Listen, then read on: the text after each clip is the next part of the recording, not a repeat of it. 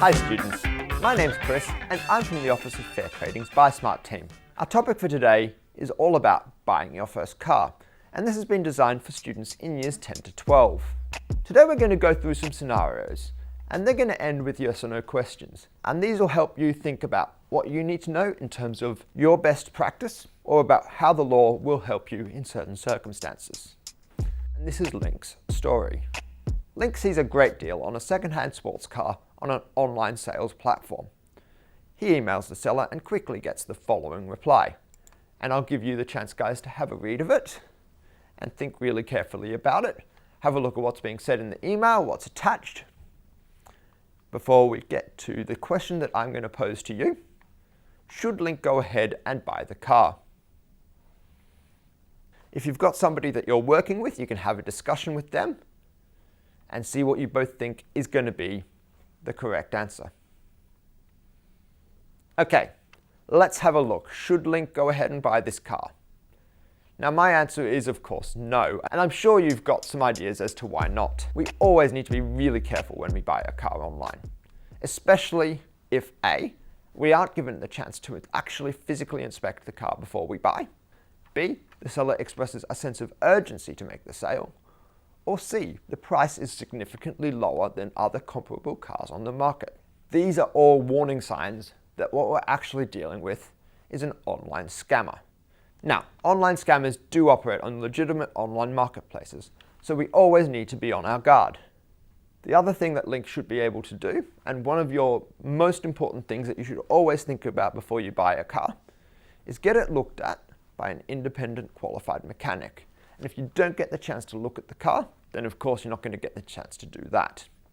That independent qualified mechanic could pick up any issues with the car and save Link from paying down the line.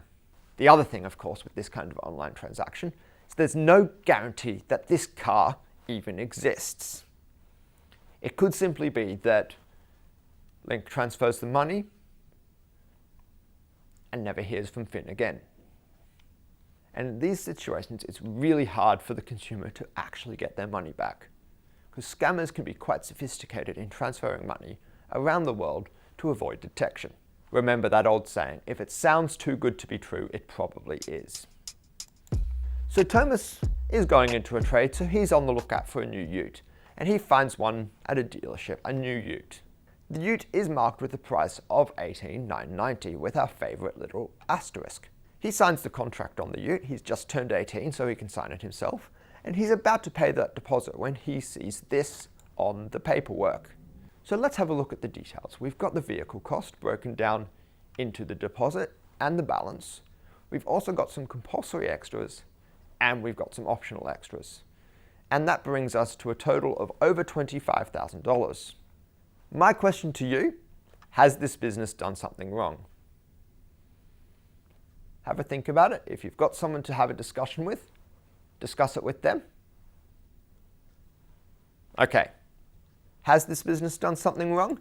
My answer to you is yes, they have. Now, regardless of what type of product or service they're selling, any business that operates in Australia must tell you the total minimum price that you need to pay.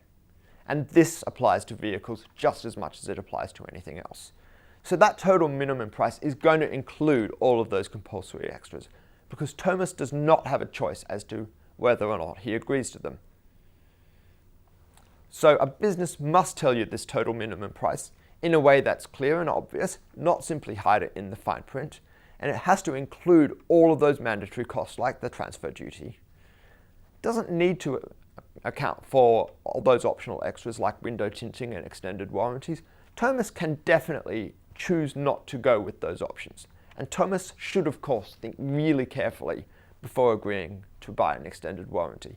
Have a think carefully about what that extended warranty is actually offering, and if it is offering anything above and beyond what your legal rights entitle you to anyway. This is something that we call the single price rule.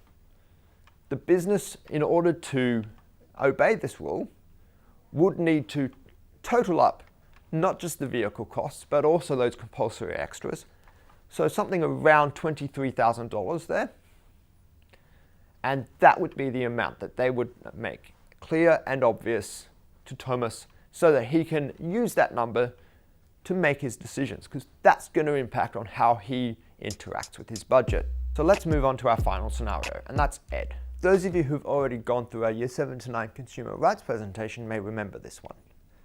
But let's go through it again for those who don't.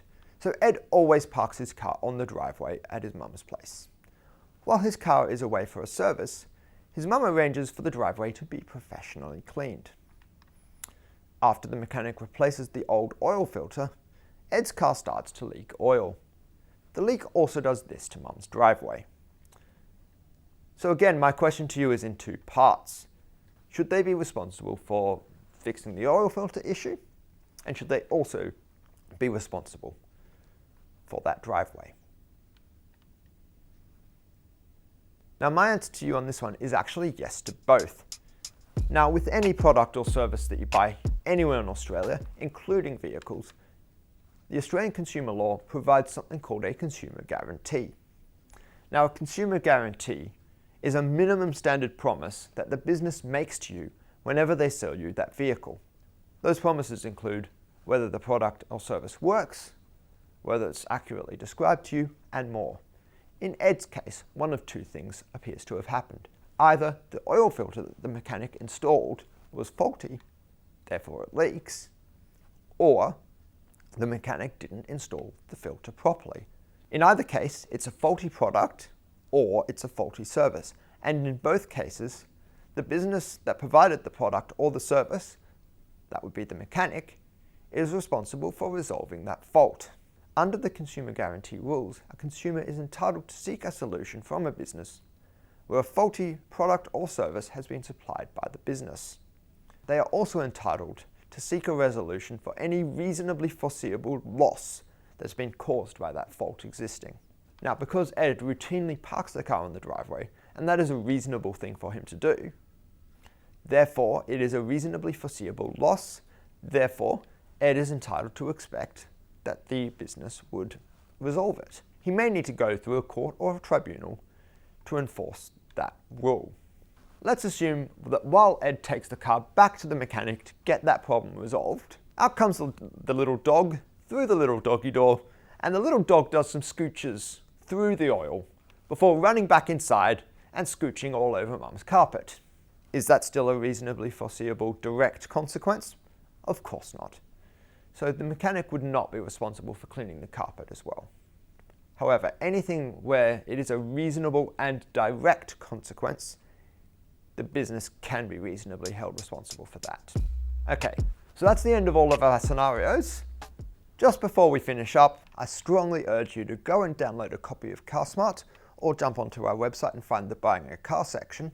You'll be able to get all of the details about what is or isn't covered as part of those rules.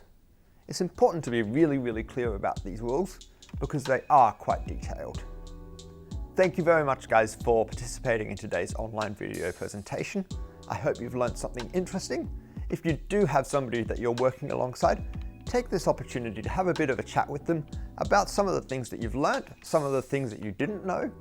If this is something that has inspired you, you might like to think about doing a BuySmart competition entry on the topic of buying a car. Now, the BuySmart competition is something that we run at the Office of Fair Trading every year for students between years 4 and 12 to learn more about a consumer or financial issue. You can win a share of over $15,000 in prize money, and you can have a lot of fun along the way. Jump over to the BuySmart website to find out more. Now, for those of you who are going out there now to buy your first car, all the best.